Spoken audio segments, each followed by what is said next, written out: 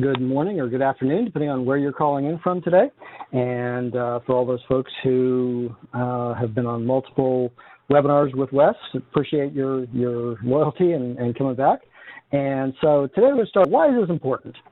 And we're going to talk about, in your business, you track key performance indicators. You look at your revenue, your margin, your expenses, and all of those things that are important for your own success of your organization. But if you're looking at, what differentiates your organization from all of any other organization is really your people. And what's the cost of organizational misalignment and, a disengaged workforce? So there's been some research done that companies that have an engaged workforce hold a double-digit advantage over their competitors in productivity and profitability. 60 to 70% of employees admit that they're not working to their full potential. And this is a 2013 State of the American Workforce report done by Gallup. So if 60 or 70% of the workforce isn't giving you, all of the discretionary effort and engaging fully in the success of your business, it kind of explains why, the PMI Institute says, 70% of the initiatives, fall short of achieving their goals. So the trick is, you look at this performance gap. If someone has all the ability and all the motivation, they're going to be able to achieve the goal. And if there's any gaps in ability or motivation, then you're not going to fall, you're not going to let it fail. You're going to close those gaps. And those gaps are going to be closed by you and members of your team and stretching them really to the limits. And so now we need to understand, reach the employees that are not fully engaged, understanding why they're not engaged and why they're not fully participating. And then how do you engage them to get them aligned with your organizational business, your organizational success? So we want to capture that extra discretionary effort and have them fully involved. And so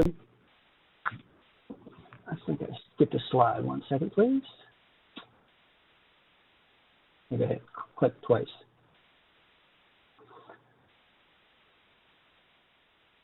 Jessica, it's not letting me go back. There it is. So my apologies on the technical. I was too quick on the click.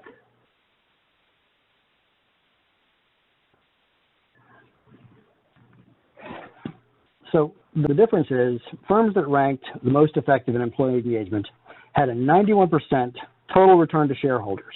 And the ones that were ranked least effective only had a 62% total return to shareholders. And so today I want you to have a positive return on investment for your time with me today.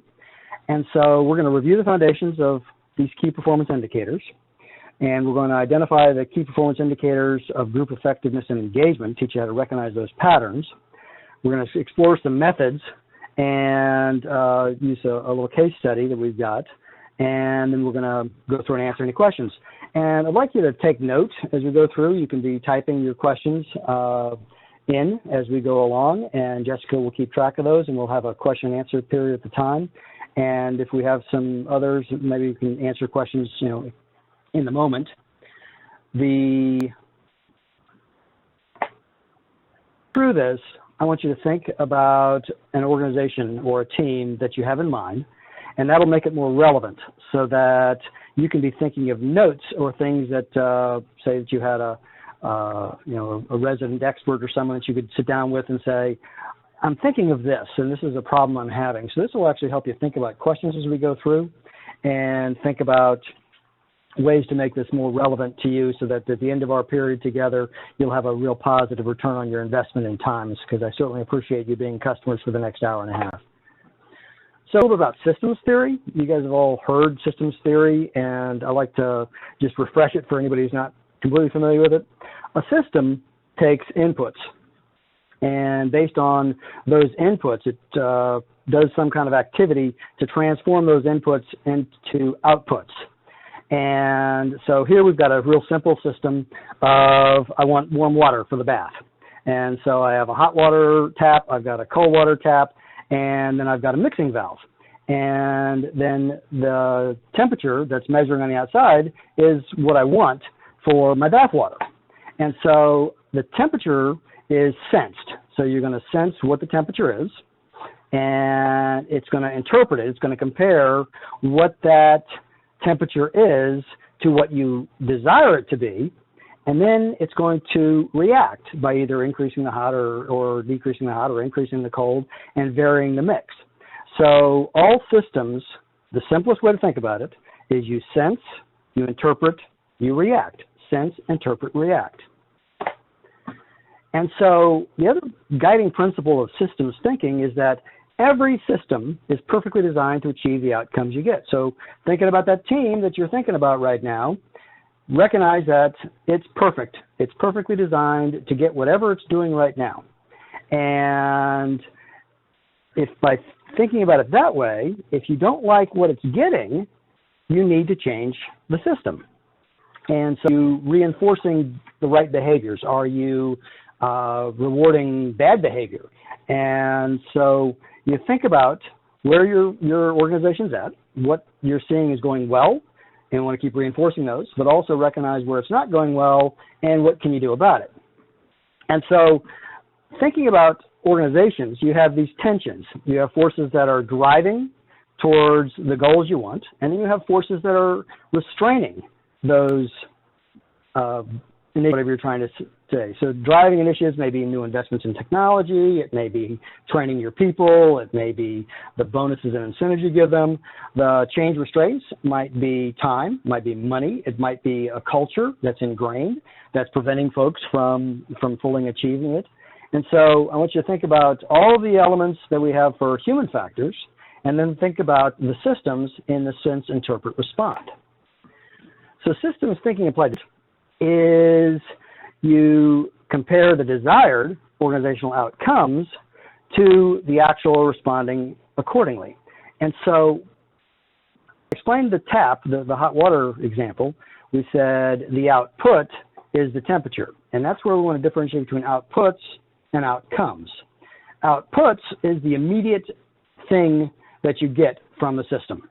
For instance, at the end of this webinar, you will have spent an hour and a half online, and then you will download a code, and because of your attendance, you're going to get 1 PDU. So the output is you will have 1 credit. But the outcome that you'd ultimately want for the investment of your time is to add to your skill set.